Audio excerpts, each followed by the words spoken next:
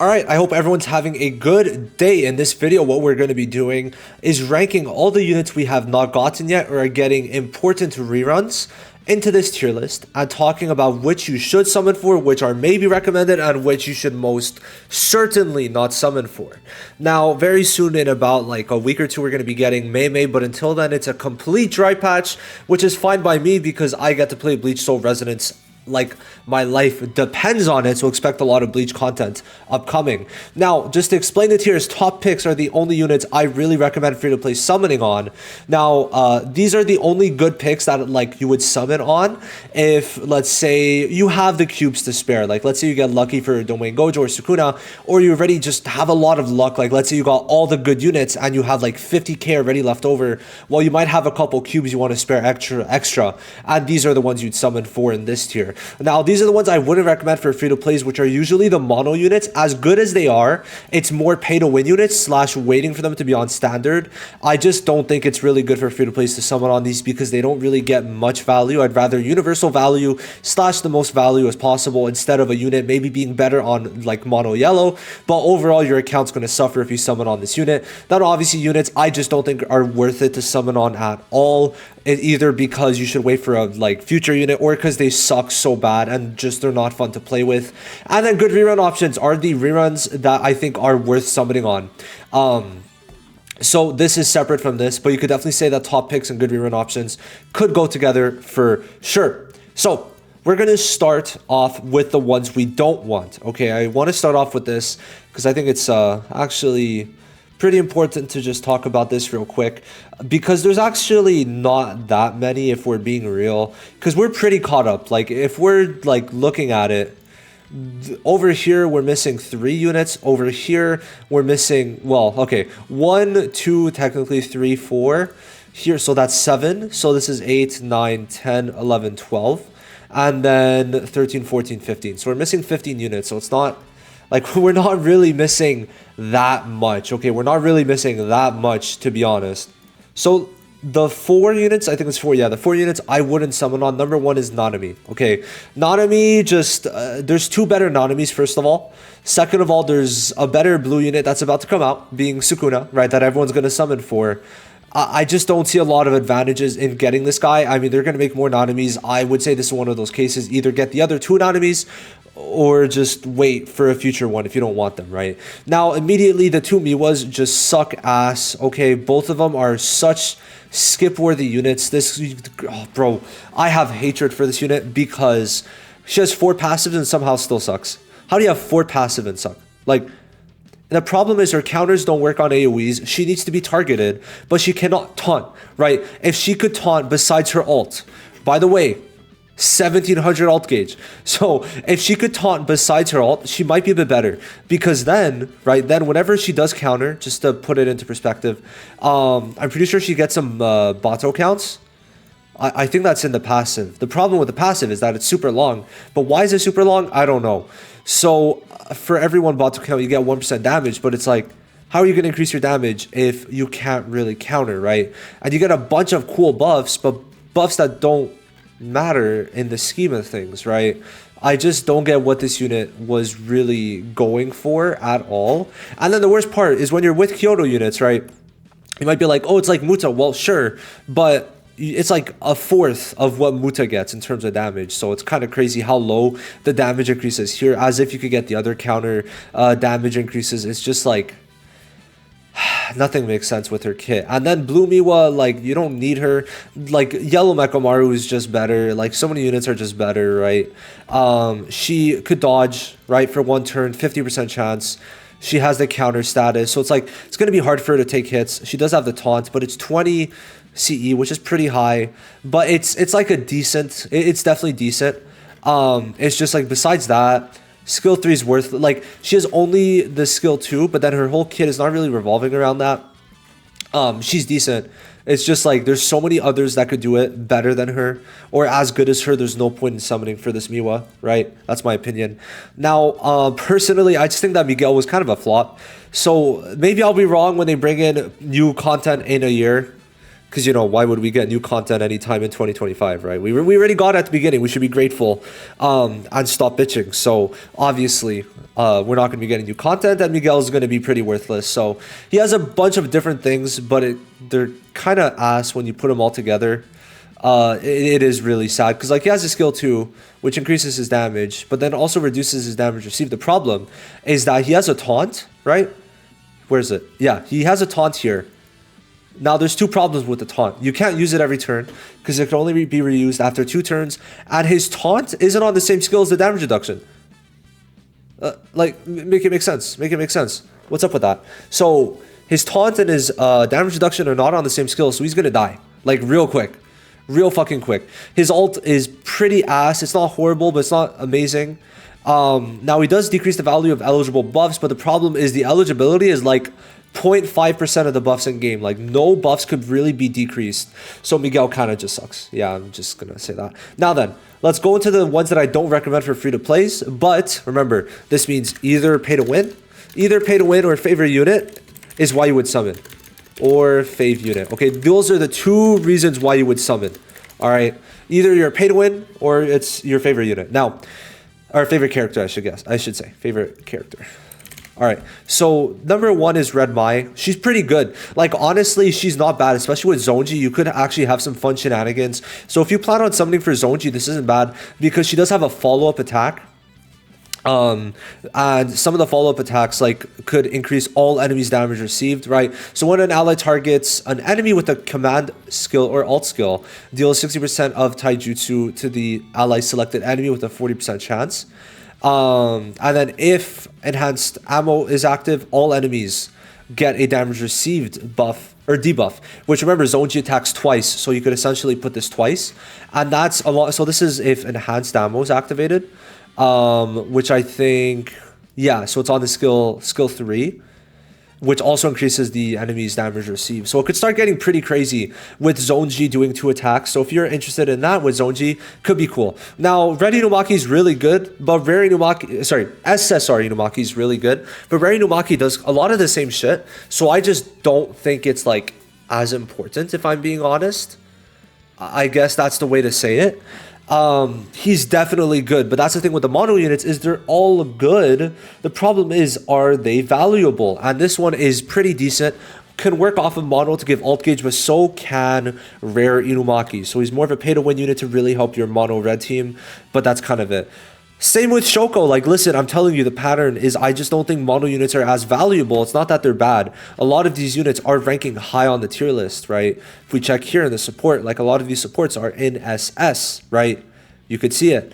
It's not that. That's not the problem. It's just that they're not as valuable because they're only on 1 color. But Shoko is absolutely insane. Higher damage support on average than Yaga. I think Yaga might give more damage, but I cannot say that for certain. But she's pretty much like a complement to Yaga, which is why it's pretty much a pay-to-win unit. Because if you're summoning for Shoko, unless it's your fave unit, it's like you have to run her with Yaga. So, yeah, because they complement each other in terms of, like, being able to give what the other doesn't have in terms of buffs. So, pretty good. Now, next up, Green Nobara. Now, why do I put her in pay to win? Well, if I could find her. Hold on. Where is she? So, Green Nobara, why she's in the pay to win category is because of the fact that she doesn't need a lot of debuffers to function, like Green Ghetto, Gakuganji, etc., because she gets extra damage per debuff. I think it's like 20 debuffs you need to apply. So this means that you need someone like Green Ghetto. And if you're fine with that and you want to summon, then go ahead. I think it's more than fine if you do that, for sure. Now, next up, Kaido is actually a really good mono unit, for sure. I mean, Jesus Christ. It's insane. He's able to stun, increase damage dealt. Well, on the alt, I should say. What is it? 120? Sorry, 40% for yellow units. Could give cursed energy if his CE is 30 or above, which you're never going to get, if I'm being honest. And that, it's going to be very difficult for this to proc. I'm not going to lie. This, if it was 10, it would have been so much better. So much better. But in terms of keeping the team alive, he decreases the enemy's damage dealt and decreases allies' damage received, which is a really good ability to have. Problem is 25 CE. He's decent. It's just high CE requirements. For being a Kaido, it's crazy that he's having CE problems as he is.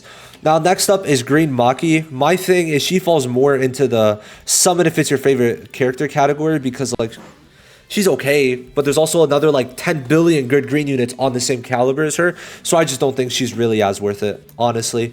I don't. She's not like super duper crazy. So it's like I don't think I would personally summon for her. Like I'd wait for another Maki in the future instead of this one to have a more fun experience. But if you want her, then I mean, hey, go ahead. She's not a bad unit. All these units here are all high tier units, just some with lower value, either because you just don't need them, there's other options, or they're very restricted in what they do. So I just want to make sure that point is clear. Now the good picks, besides the meta picks, right? Number one is Green Megumi. So Green Megumi, if I could fucking find these units, Green Megumi, why he's so good is because he is able to get his ult very quick, do a lot of damage, have some follow-up damage, and just support. So he's, okay, there's two things I need to make clear. He is supporting green units, mono green, right? The thing is with him compared to the other mono units is that he's doing damage, right? So he's doing damage and he's able to support at the same time. So it's like, I would say he's better than Green Ghetto by a long shot. Like in terms of overall output, he's definitely better. Because he has a chance essentially. Oh wait, he has. Oh, I didn't know he had this. So the enemies in break, he gets 100% damage dealt. That actually is pretty interesting. That also works very well with Muta. So if you want to run him with Muta, like those two are insane together because obviously Muta has increased break damage and then there's this. But then it's just, he's supporting, right? So if you go on his skill 2, you'll see increased damage. But then also he's getting his ult quicker. But this is just really good, right? He's supporting, doing damage, having the follow-ups with his dogs. That could also, I'm pretty sure, tank the damage unless I'm tweaking. I don't know if they actually have his HP. But he is overall a really good DPS. And, like, I just can't wait to get him. He's one of my top picks just to get. It's one of my favorite units just because, like, I love watching gameplay. Like, you know, there's those units that when you see gameplay of them, you're like, I want him. And that's one of those units. Now, next up, well, I mean, I guess we'll put Zonji here. Yeah, Zonji. So he's not a top pick because Tinjo exists and you only need one or the other. The thing is, he's really good. Like I said, works with Red Mai and his damage is just really incredible. I was kind of sleeping on him a bit. I mean, I'm slowly waking up to the idea that he's like really good. Basically, just spam this twice. You're going to get a pretty big damage increase. On the second attack, this is going to be a 60% taijutsu increase, which means in total, his like the turn after his ult, when he has the zone state, that's 1000%. But then he's increasing his taijutsu twice, and then he's getting the damage dealt twice. So on that second turn, it's going to be supercharged, right? So it's pretty interesting how that works. His ult also is pretty good, guaranteed Black Flash with 250% Black Flash damage. So his damage is good. Just if you have Tinjo, I just don't see a necessity for him. Now, third of all, Muta, insane damage. Okay, really good break, doing as much as Hollow Purple in a match. Like they are pretty much parallel in my eyes. Just fucking really, really good unit.